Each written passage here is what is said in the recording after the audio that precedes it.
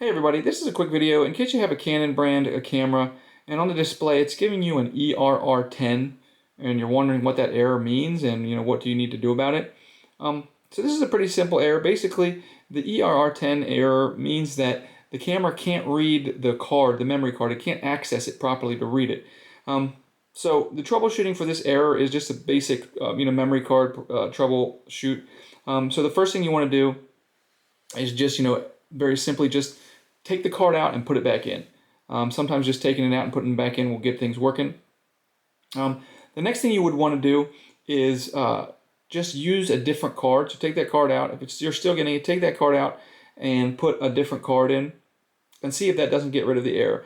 And if that gets rid of the error, then you know your problem is with your memory card. And then you can, from there, with that memory card, you can try formatting it while it's within the camera. So that camera itself, you can format it, the card. And if that doesn't work, then that card is probably faulty. You'll just have to use the other card that works. But anyways, hope this video helped. Thanks a lot for watching. Have a great day.